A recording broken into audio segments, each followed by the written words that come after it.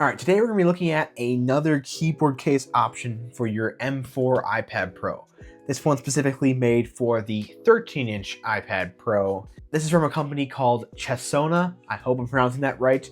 They did send me this product, but this is not a paid review or anything. This is my real thoughts on their keyboard for the iPad Pro. I'll do a couple brief comparisons with the Magic keyboard case I have over here as well, but I'm gonna mostly focus on their keyboard and all of its own functions. All right, so as is pretty typical on the channel, I'm going to start with looking at the build quality and the weight, everything like that first, and then we'll go into how the device itself actually functions. So if you look at the quality of build, it's made out of a silicone material, very reminiscent of the Magic keyboard itself, especially the Gen 1, with the way the silicone covers the circular hinge.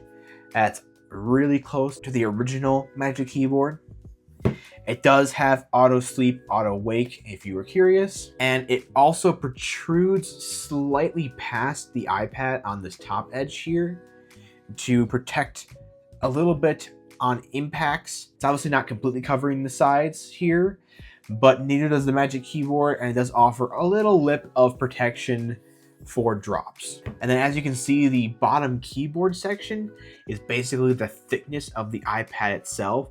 So yeah, this makes it a little chunkier. It actually over doubles the thickness of the iPad, which is not my favorite feature of this device. But if you've seen my review of the ESR keyboard case for the iPad, this is actually still not quite as chunky as that one. And you have to keep in mind the price. This is less than a third of the price of the Magic keyboard, which retails for $350. This is more like $110, which is in the realm of the ESR keyboard case and a lot of these other third-party ones.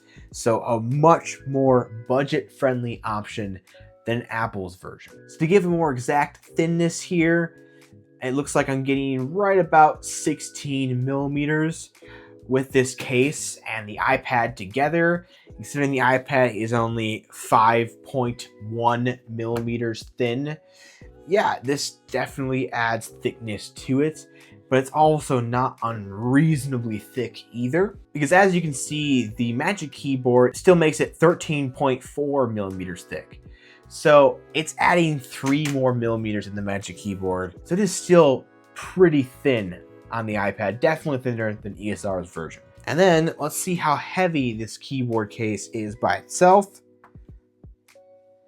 So it's 871 grams, just the keyboard case. So yeah, it's got some heft to it, but it's also not crazy. And in comparison, the Magic keyboard is 662 grams. So it's about 200 grams heavier, and that makes sense. This keyboard case has its own battery. Batteries have weight to them. So that's just simply going to make it heavier than the Magic keyboard, which doesn't actually have its own battery. It's powered by the iPad itself. So when you put the iPad and the keyboard case together, you get a total of 1,512 grams of weight here. So yeah, it's got some heft, but nothing more than any laptop really, especially like a bit of a thicker laptop.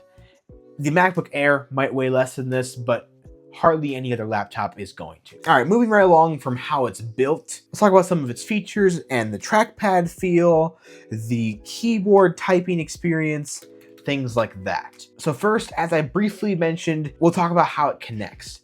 And that is via Bluetooth, not the smart connector like the Magic keyboard. This could be a downside, this could be an upside. It really depends on who you are and how you use this device. The benefit is it's not going to drain any battery from your iPad itself.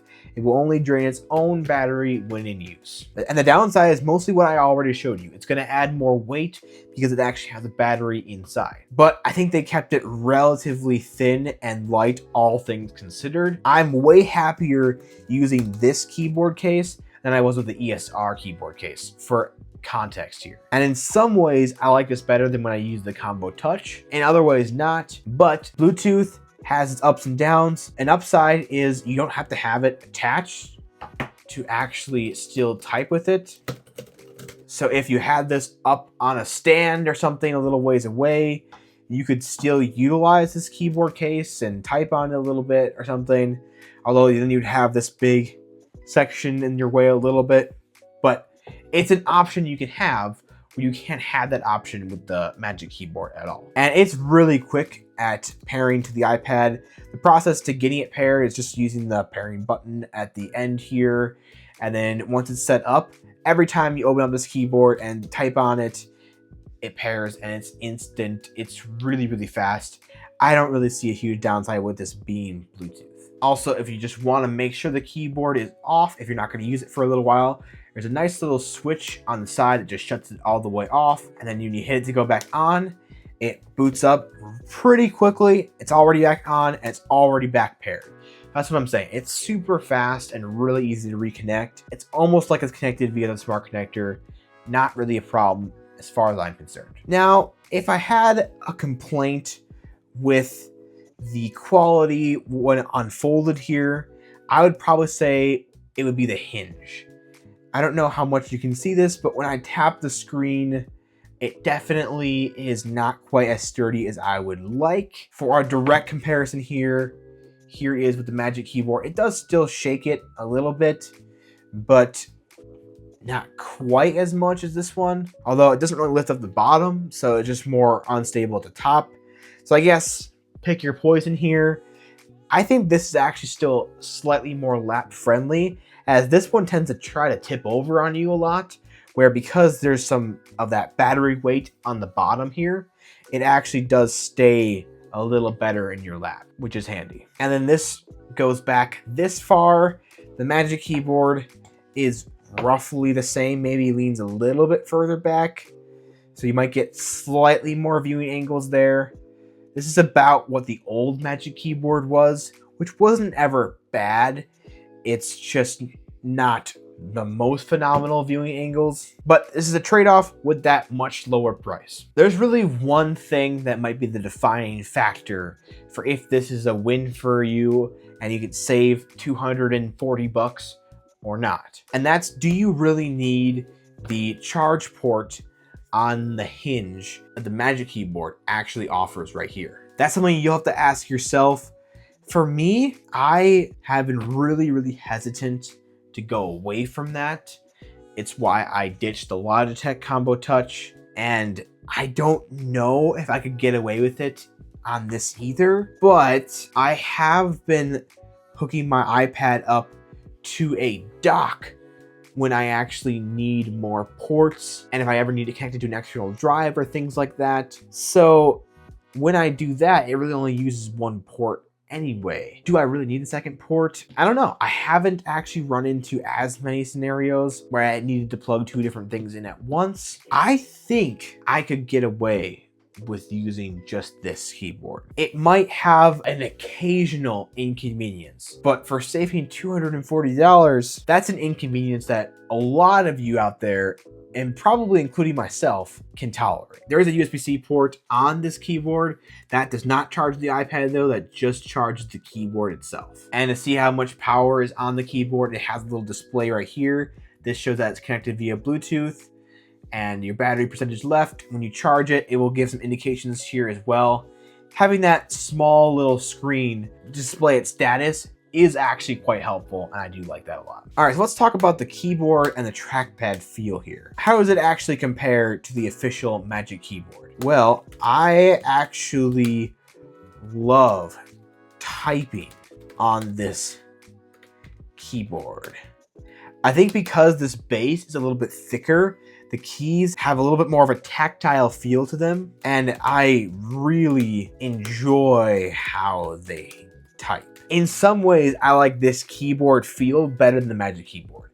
If you're really used to Apple's keyboards and love how they feel, you're probably going to be more inclined to like the Magic Keyboard. But if you don't necessarily have an affinity for Apple keyboards, I think you're going to really like this one. I like it better than ESR's. I like it better than the Logitech keyboard. And yeah, that's pretty bold of me to say, but this isn't because they sent me the product or anything like that. It was actually the first thing I noticed when I opened this out of its box. Is I'm like, wow, these keys actually feel nice. Now the trackpad, not quite as amazing as the keyboard by any means. It is very, very usable. It still clicks anywhere, kind of like Logitech's version, and even ESR's could click anywhere for the most part, but it still has occasional times where it's not as responsive as I would like it to be. And I think that's mostly because it's Bluetooth and not through the smart connector. It still has a little bit of delays. It's not always as snappy as I'm hoping for, but some of those settings you can kind of tweak. And overall, it's very tolerable at this price point. Nothing's gonna quite beat the feel of the haptic trackpad on Apple's, honestly. Switching back over for a second, this feels just amazing because there's no real click. It's all artificial, so it's super even and it's very satisfying. So this is not quite to that degree, but as far as a clicking trackpad, it's not bad. And the responsiveness, I think, is still better than ESR's. I don't have that keyboard case anymore to verify that, but from what I can remember, it was even worse than this one. And again, for the price point, it's a very tolerable downside. So honestly, I think this poses one of the biggest threats to the Magic Keyboard, in my opinion. I am tempted to just go with only this and sell my Magic Keyboard. In fact, I am selling this Magic Keyboard, but also because I might be selling this iPad. That's a story for another day. But I will be selling this keyboard for sure, and in the meantime, this will be my only keyboard case for this iPad, and that'll be fine. I honestly don't think I'm gonna really miss that too much. I haven't been using it as much lately because this iPad has been in a dock so often. The function keys work really well on this. I think overall they picked good options. I wish the arrow keys right here were half arrow keys on the bottom. I always think that this looks a little bit cleaner when they're more uniform. They're all the half keys, but that's such a minor thing. The one warning I'll give when using this keyboard is do not have the backlighting too bright. So I can use function and I can change the brightness right here. And what I realize is when I have it on like the brightest setting or even really any of the brighter settings, this battery indicator goes down pretty fast. So just be cautious of that. I recommend just keeping it at the lowest setting because at night it still gives you enough backlighting to see your keys and you don't really need it much during the day anyway. So this saves the most power. And of course you can change the color as well, which you also can't have color changing keys on the Magic Keyboard. I prefer this more white-like one just because I'm basic and I just want my backlight keyboards to have an ambient white light. I don't really need the RGB lighting, not necessary for me. But if you like that and you want to have different colors, that's an option here. And another thing I like, which some people may not like, is that this is a magnetic keyboard case. So you can take your iPad off, you can use it with a smart cover still, you can connect it to one of those magnetic iPad stands, all sorts of things like that. You can take advantage of the magnetic iPad accessories. You don't have to give all that up by having a shell around your iPad from this case. Again, some people may want that shell and have more protection, and then the ESR one might be a bit more of a better option for you. But I like the magnetic removal and attachment. It's nicer for what I use my keyboard cases for and what I use my iPad for. So yeah, I really hope this helps show you the uses and what I get out of it. If there was anything I could change about this keyboard, I'd probably just say a little bit better battery life. I do think it still drains kind of fast, especially when you have the backlighting turned up. But I also recognize that would have added even more weight to the keyboard case. So I understand what they're going for here. They're trying to make it as thin and as light as possible while still having the battery in the keyboard. So it's an okay compromise. But yeah, it's a very usable battery life. The worst thing for me is just another thing to charge. But now it's not draining power from your iPad itself, and your iPad can live a little longer. So with the price being what it is, with how nice the keyboard feels and all the options you get along with it, this is a really, really good choice for those not wanting to break the bank on a keyboard. Anyway, guys, thanks for watching. If you enjoyed this video, please give it a like and comment below about what you think about this keyboard, what you think about any other Magic Keyboard alternatives. If you have another one you want me to review, anything like that, let me know all that in the comments below. And of course, subscribe to the channel. I want to get to 5,000 subscribers before the end of the year. I did say end of the summer, but that's kind of over already. So we're going to make it end of the year, 5,000. Let's do it. We're almost at 2,500. So we just got to double that. Let's get it doubled by the end of the year. I think we can do it. I want to see that happen. Stay tuned for more iPad Pro content, including the possible video I'll be making about me selling this 13-inch iPad Pro and why I'm doing that. If you like iPads, if you like e-ink tablets, if you like iPhones that are running this video here, if you like Apple Watches, if you like any kind of personal technology here, including sometimes portable power banks or anything like that, you're gonna want to stick around on this channel because plenty more content about all of these things coming to the channel. Tablets will always probably be my priority one, including the e-ink tablets and the iPads, but I do love reviewing and talking about the iPhones and other wearable technology and things like that as well. So just please be subscribed for all these in-depth videos, guides, reviews, and comparisons on this channel. And as always, have a great rest of your day.